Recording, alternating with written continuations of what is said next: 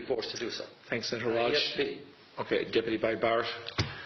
Ambassador, I will say frankly, I'm one of the people who thinks you should be expelled from this country, and I believe that that's nothing to do with you personally. It's to do with the policies of your state. And I think, along with Desmond Tutu, that the time for treating you as a normal state is over, because you're not behaving as a normal state. And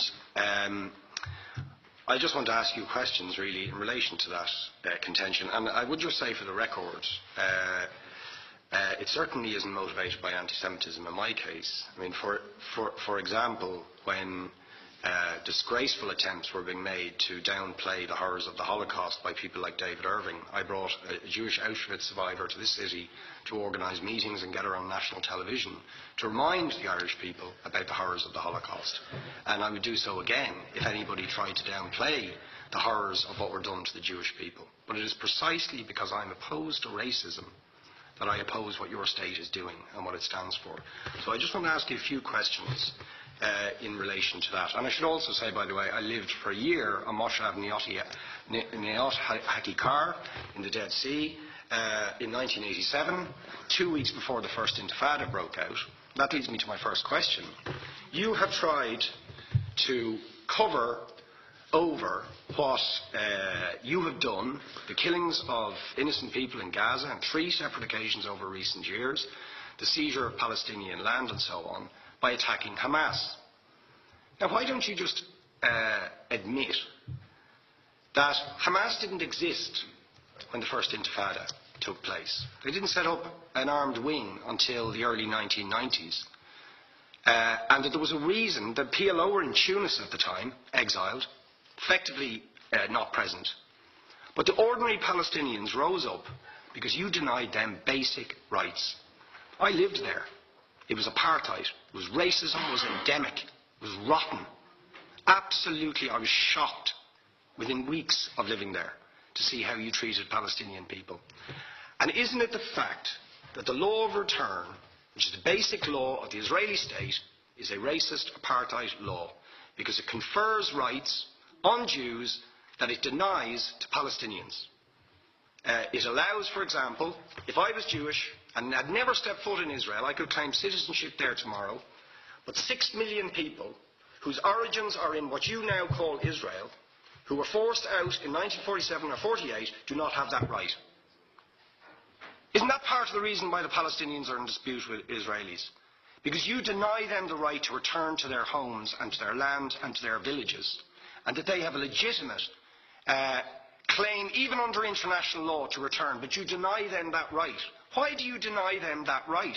And why do you give that right to other people who have no connection whatsoever with the land, whether you call it Israel or whether you call it Palestine? Why do you continue to seize land, if you're serious about Oslo and the two-state solution? Why do you continue to seize land, which under that agreement is land designated to be Palestinian land?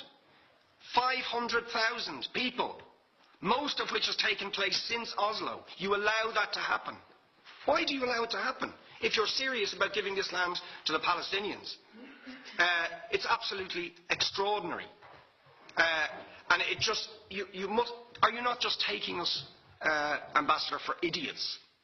That you can say with a straight face, we're serious about peace, but while we're serious about peace, we're going to seize Palestinian land. And you expect the Palestinians to just sit back and do nothing about that. And the world to accept that that is an acceptable way to behave. And you asked earlier on, could we have some constructive solutions? Now you know what the Palestinian people have been asking for.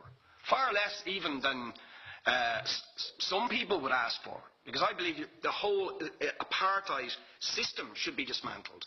But what they've asked for is to lift the siege of Gaza. Just to lift the siege of Gaza. Let them have an airport. Let them have ports. Let them not be dictated to by a government for whom they do not vote as to what can go in and out of their territories, whether they will have power, whether they will have clean water, whether they will have medicine. What makes you think you're allowed to have nuclear weapons and the fourth biggest army in the world and visit destruction on the people of Gaza, but they have no right defend themselves. They have no territorial sovereignty over that land. Would you ask questions, please? How do you justify that? Yeah. All right. How do you justify those double standards? And very lastly, Ambassador, people like Bishop Tutu, Nelson Mandela, and I would certainly describe your state as a apartheid state, with different laws for people depending on their race or religion. Now, isn't that just the case that, for example, at checkpoints going into the West Bank, there's a channel if you're Israeli or European, and there's a channel if you're Arab? Just because you're Arab. If you came into Dáil Éireann and they stopped you and said, "Are you Jewish?" "Oh no, sir, you can't come in through the same entrance as Irish people or European people because you're Jewish," you would call that racism and apartheid. But yet, you practice that. You practice that with your checkpoints and your military barriers and your apartheid wall. How can you justify that? All right, thank you. Last